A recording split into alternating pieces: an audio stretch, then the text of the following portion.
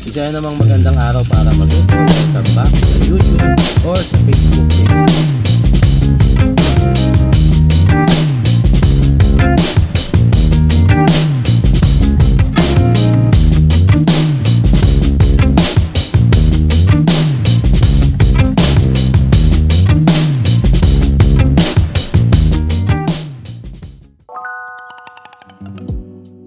Isa magandang araw para matuto. Welcome back sa YouTube channel natin or sa Facebook. Kung sa Facebook mo ito pinapanood, ako po si Architect Ed. Recently, nagkaroon ako ng chance na makakwentuhan yung ating sikat na interior designer, si Miss Ivy Almario. Siya yung aming A-lister na interior designer sa Bahay na Brutal. At ako, ang dami kong natutuhan sa kanya during the design, construction, hanggang sa matapos yung Bahay na Brutal. At na-feature ko na yung project na ito, itong Bahay na Brutal, sa maraming mga videos ko dito sa YouTube at sa Facebook. So kung hindi mo pa napapanood yung mga videos na yun, puntahan mo na yung playlist natin tungkol sa Bahay na Brutal.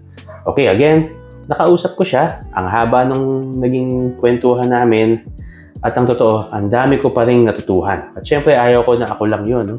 Gusto ko kayo rin, marami rin kayong makuhang knowledge, at makita nyo kung gaano ka-articulate, gaano kagaling itong si Miss Ivy Almario sa field ng interior design. Kaya ipapakita ko sa inyo in siguro mga 3 parts itong video na ito kasi mahaba nga yung aming naging pag-uusap. At marami nga kayong makukuhang tips at matututuhan tungkol sa interior design dito sa interview or sabihin natin kwentuhan episode with Miss Ivy Almario. Check this out.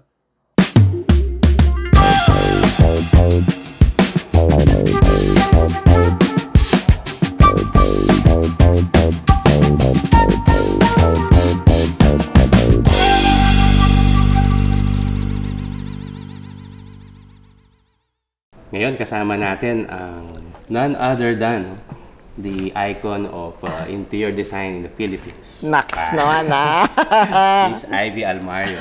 Yes, ma'am. Thank you very much. Naku, Ed. Marami ring salamat. Thank you. Ma'am, pag-usapan natin. Gusto kong ikwento sa kanila kasi tayong dalawa yung magkukwento. Paano natin nagawa yung solution dito sa requirements ni client dito sa bahay na to. Correct. Oo. Ed, gusto ko itanong muna sa'yo. Okay. Paano mo nakilala sila Ruth at si Bob, your clients? Oo. Ma'am? Viewer ko sila sa Oo. At ang totoo, hindi ko pa nasasagot yung mga email ni Ma'am Ruth that time. Tapos? Nung nakita ko yung mga messages niya, siguro mga nakadalawang messages or 3 po siya sa inbox ko. Tinawagan ko siya. Okay. Tapos, nagulat siya na tumawag ako. Oh, nice. Natuwa siya. Oo nga eh. And then we set an appointment. Yes, ma'am. Kasi, if I remember right, ang sabi niya, namangha siya dun sa technology mo. Yes, ma'am. Oo, ano ba yun? Yung SRC panels po. Okay. Yung EPS wall panels. Oo. Siguro nabanggit mo sa vlog mo yun. Yes, ma'am. Yung styro na naka-sandwich sa 2 steel matting. Correct. Oo. Kasi, may appeal yun kay Bob kasi engineero. Yes, ma'am. Diba? Marine engineer. Marine engineer, oo. Sa akin naman, Ed, nakilala ko si Ruth kasi kaibigan siya ng daughter ko, si Cherry. Yes, ma'am. Oo. Nung pandemic, sabi ni Cherry, kumain daw siya sa Ecoville. Di ba Ecoville? Yes, ma'am. Ecoville sa Makati. Sa Makati. Bahay ni Ruth, sa rooftop garden. Tapos sabi nga ni Ruth na magpapagawa siya ng bahay. Tapos panaginip daw niya, ay, isang Ivy Almario. Next naman. Siyempre naman, ma'am. Kahit ako naman. Thank you. Na bahay. Tapos takot na takot daw siya. Kasi siyempre meron naman kaming reputation na medyo yung aming fees ay talagang dahil naman sa tagal na sa industriya, di ba? Oo. So, takot siya. Tapos hindi ko pa siya nakikilala. So, nagpakwento ko kay Cherry. Kwentuhan mo ako about your friend na si Ruth. Minsan ko lang na-meet si Ruth kasi bago mag-pandemic, si Cherry may opisina sa LRI, Agrea. Yung anak ko may opisina, brick by brick. Kapitbahay namin si Ruth. Doon rin yung opisina niya. So, minsan or 2 beses nagkita kami, pero alam mo naman yung bisitang, hello, ako si Ruth Owen, gano'n. So, nung kwento sa akin ni Cherry kung gaano kaganda ang pananaw at pagtulong ni Ruth sa mga kababaihan in the digital space, ina-upgrade niya sila sa digital space, natuwa naman ako. Tapos sabi ko, paminsan-minsan naman, masarap rin magkawang-gawa sa talento mo, diba? Especially, ano ba tayo noon? Hindi pa quite lifted yung pandemic. Anong tawag doon? MECQ. Yung MECQ. Di ba, ang dami pa nating oras? Opo. Oo, kasi suspendido pa yung ating mga sarili-sariling opisina na lahat work from home. So sabi ko, hindi naman ako masyadong busy. Sabi ko, ang una kong tanong sa kanya, pwede ba pakita mo sa akin yung plano ng architect? Ayun. Ayan ka na. Pumasok na. Nung una po, yes. Actually, meron na silang previous na sketch. Sketch pa lang. Oo. Kasi may friend din si Ma'am na may mention nga siya na big name talaga na architect. Oo. Na kaibigan niya rin. Okay. Hindi na lang natin sabihin. Oo. Kilala ko. Ano rin yun. Pero hindi naman siya... Sa pangalan ng tsokolate. Okay. Pero hindi naman po siya yung gumawa. Oo. Pinakita niya sa akin. Tapos, ang sabi ni Ma'am Ruth, ang gusto niya, ma-maximize yung lote. Kasi naliliitan siya.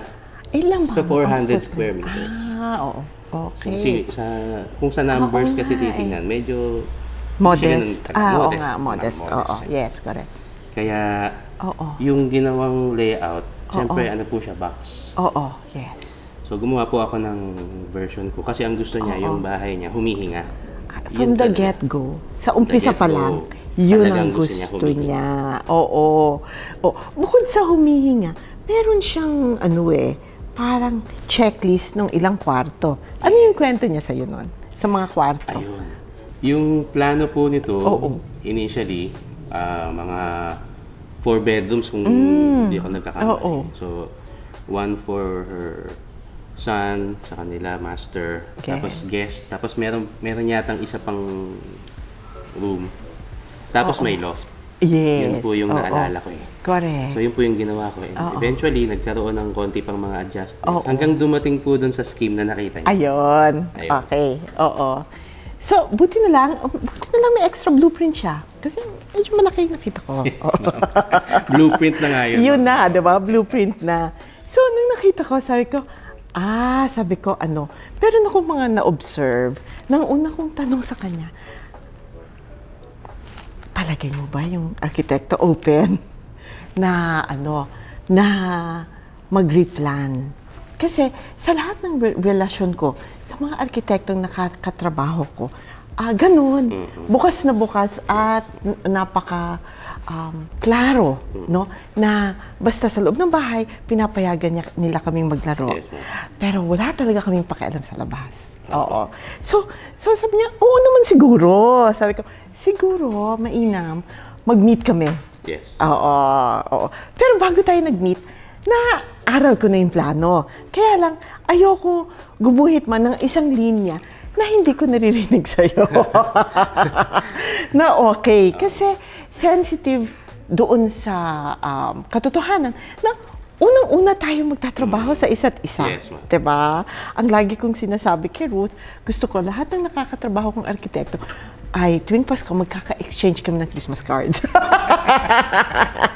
So far, ganun nga lahat. Diba? Mabait naman yung mabait naman. Diba? So ayun. So, Ed, ang una nating pagkakakilala, pumunta ka sa condo? Yes, ma'am. Oo. Kasama mo si Ruth. Anong feeling mo nung mamimit mo na ako? Kinakabahan. Kasi yung, alam mo naman, bago lang tayo. Oo. Pero ang maganda doon, ma'am, pagbukas niyo ng pinto, ang saya-saya ng atmosphere. Thank you. Oo. So, parang, okay Oo. Welcome ako Yes, oo. Totoo yun kasi Ed, ikaw rin, being isang creative, dadating rin sa buhay mo na kung marami ka ng dekada sa industriya, gusto mo na rin mag-mentor o magturo. Diba? Kaya, di ba, anong unang sinabi ko sa'yo? Maalala mo? Kung okay lang sa akin na i-mentor niyo. Correct. At sabi ko, yes, ma'am. Yes. Kaya doon lumabas na yung mga, alam niyo naman, hindi ako analog. Talaga naman. Pero ma'am, happy ako yung nilabas niyo yung book. Yes. Yung book ni Kevin Lowe sa Kevin Malaysia. Lowe. Yeah. Tas Yung nung small tinignan details. natin, Oo. Brutalist. Diba? Sabi ko, wow, Diba? meant to be. Meant to be, diba? Oo. Yung pinakita niyo sa aking book. Correct. Ito yung gusto ko talagang gawin. Correct. At saka inaral mo yung libro. Yes. Oo. Tapos doon pa lang binuksan na natin yung plano. Naglabas na ako ng tracing paper at pen at inayos ko na. Yes. Diba? So, ang tanong mo sa akin, ano yung mga nakita ko doon sa sinubmit mo na plano na ipapakita mo naman sa viewers? Kaya, kwento na lang natin, Yes, diba? Oo. pakita natin. Oo. Ang unang kapansin-pansin na nakita ko, yung mga silid ng mga kasambahay, ang may view ng Nasa garden. likod. Oo.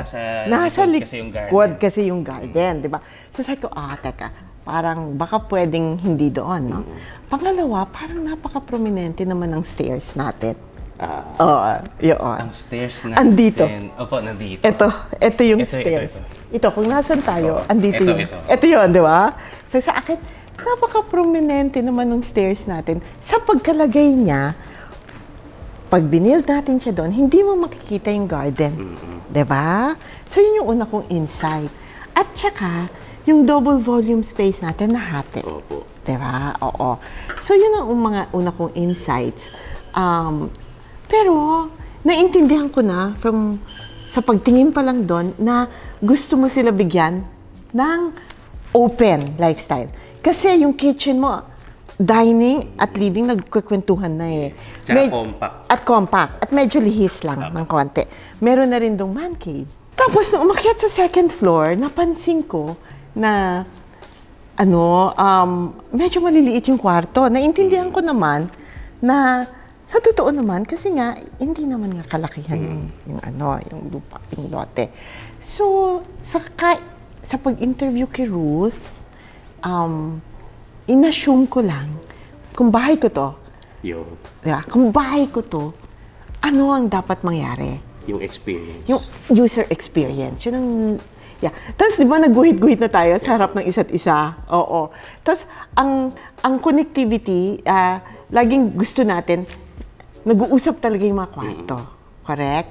Tapos, unang-unang ginawa natin na nag-agree tayo, kung yung stairs, lagay natin sa one side. Yan ang, di ba? Yung stairs, di ba? So, kung yung stairs lagay natin dito, lalaki. Linipat na natin yung living at dining. Hindi na natin pinagdalawa. Yun. So, yun, major yun. Kasi, nakita na natin yung lanay. Oo. Kaya, pagbukas mo ng door, isang tuloy-tuloy na lang yun. Yung susunod na balasan na ginawa natin was yung second floor. Diba? Yes, ma'am. Na una, nakakatawa ngayon eh. Una, bedroom. Guest. Or / Thomas. Tapos yung masters. Tapos ang liit ng office ni Ruth. Ang liit nga. Ang liit ng office ni Ruth. Maganda yung banyo. Pero, ang isa na natin ginawa was, linagay na natin yung mga closets on the sides. Para wala na tayong walk-in closet. So we did that. Nakakatuwa pa yung ating, meron pa tayong isang scheme, na gumawa pa tayo ng stairs, naglagay pa tayo ng third floor. Maalala mo yun? Meron. Meron tayong dinevelop na gano'n. Tapos siguro nung nagkwenta-kwenta ka, medyo, Bawi! Ang ganda po nung naging Oo. naging, sabi nyo nga gusto nyo nag-uusap yung mga rooms. Yes. Yun, natutunan ko sa inyo yun. Diba? Kasi, Oo. ang iniisip ko, Yes. compact eh. Gusto ko compact. Correct. So, tawag dito, Oo. yung pinaka-efficient na Yes. placement ng mga rooms. Correct. Nawala yung emotion. Correct. Correct. Kasi nga, kung ganun ang thinking mo, compact lang, para ka lang kumuha ng squares na sa ulo mo, Pinagtabi-tabi. 32 square meters, Yeah. 32 square meters. Ako, naka 100 na ako dito. Ito lang ang footprint ko. Ganun lang, no? Pag ganun ang pag-iisip kasi, at sinusunod-sunod at tinutuhog-tuhog, nagkakaroon ng corridor. Yun. Yun ang ina-avoid natin as much as possible. Isa pang nakakatuwa was, kasi diba sa kanilang townhouse, nakapunta ka sa Yes, ma'am. Diba? Gustong-gusto nila yung space nila sa taas, yung sa roof deck. pinakatuktok, yung roof deck. So, prinamis natin sa kanila na meron pa rin sila. Kaya, sa taas ng ano mo, ito, sa taas ng garahe mo, yung ating organized storage, tapos yung kanilang, Yung roof deck. yung roof deck, ng tawag ni Ruth, yung Rose Garden. Rose garden. Oo. So, nung naayos na natin yung plano, matagal akong ikot ng ikot dun sa masters eh. Kasi parang gusto ko talaga very fluid at transparent. Oo. Until natuwa na nga tayo na natapos na natin. Ang bilis nun. Ano, isang meeting lang ba yun? Isang meeting. Tapos dalawang mga working hanggang midnight? Ganun ba yun? Pero ma'am, yung dati, Yes. yung master bedroom, Yes. katabi niya yung office. Correct. Tapos nandito yung room, yung second room. Correct. Yung bedroom number 2 eh. Correct. How would you say, how many times tayo nagkita dito sa construction site? Sa totoo lang. Ako, parang 3 or 4 3 times. or 4 lang po eh. times lang. Ano? Oo. So, I think when, nung maayos na yung floor plan, ang maganda sa kliyente, maski hindi nila naiintindihan yung floor plan. Pinabayaan tayo. Pinabayaan tayo at full trust. Yes. Oo. Ang gusto ko rin sa'yo, full trust. Kasi pag nagko-collaborate ang interior designer at saka architect, totoo naman po, lahat po ng desisyon sa loob ng bahay ay para sa interior designer.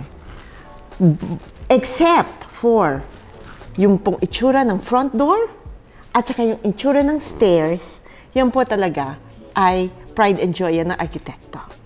So, in any case, yun yung changes na nangyayari. So, nung sinabi mo na brutalist at tuwan-tuwa tayo, yun. So, inangkin ko na rin yung brutalism. Pero ma'am, familiar naman talaga kayo sa sa teritoryo na yun. In principle. Diba? Kasi nga, gustong-gusto ko nga yung libro ni Kevin eh. In principle. Pero, hindi pa ako nakakagawa ng isa. Merong isang bahay sa Saviorville na nauna, pero sa bilis mo, ikaw ang unang natapos. Kaya, So, mabilis po ako for the record. grabe, June 22, ang groundbreaking. Kasi si Ma'am Ruth naiinip sa akin. Ang tagal-tagal ko daw mag-construct. Ayun, Ma'am Hindi Ruth, sa mabilis aking daw ako. history ng maraming dekada ng pag-interior design. Ito na yung pinakamabilis na bahay. Kasi July, nag-move na sila. Apo. Yan, no? Yan, totoo yun, Oo. And is it also a factor na kasi konti lang naman talaga yung walls? Kasi tanggalin mo tong catwalk. Sa totoo lang. Diba? Oo. Bago tayo lumipat sa ibang topic, nung inayos na to at open na, ang panaginip ko dito, again, sabi ko sa'yo, kung ako ang may-ari nito, sabi ko, gusto ko para lang siyang lanay. Kaya, sabi ko, sana grills lang ito. Ito. Diba? Sabi ko, Ito. grills lang to. Sabi ko, pati yung second floor, sabi ko, sana grills lang. Kasi, diba, pag grills lang, parang lanay lang siya. Ang naisip ko, sa gabi, ilalak lang yun. Tapos sa gabi, or may gate lang dito. Secure na yung kusina, Ito secure na talaga yun. open lang po. Bukas na bukas, oo. Kaya, yung ang tinatawag natin na pagka-horizontal, oo. Lumabas. Exhibit A. Yan. Horizontality. Yeah. Yan ang naging version nung di ba Ed? Yung jalousies. Kaya naging Kasi dati po, ito po grills to. Grills lang. Grills lang siya. Yes. Grills din ito. Yes. So, talagang Bukas lang siya. bukas lang. Para lang siyang lanay. Tapos, di ba Ed, sabi natin, skim coat lang kaya ayan. Sa amin po, pag nagtutudok-tudok kami, ibig sabihin simento yan. Okay? So, yan ang unang sketch. Kaya lang, nung sabi mo ano kaya ang maganda sa stairs na pinagbigyan mo ako, kasi sa'yo naman yung departamento, may pinakita ko sa yung isang wood. Nagustuhan natin, yun ang ginawa natin. Yun. Wood at saka black steel. Yun. Tapos open. Open lang lahat. Oo. So, marami ko kaming natutunan sa isa't isa. Pero sa totoo, siguro, itong pag-uusap natin ito, pang 8 beses lang natin. Malamang, ma'am. Parang Malamang. Parang ganon. Ano? Oo. Anong ibig nung sabihin? Pag ang bawat professional, alam ang ginagawa, pwedeng hindi magkita. Opo. Diba? Kasi ang mga plano, hindi nagsisinungaling.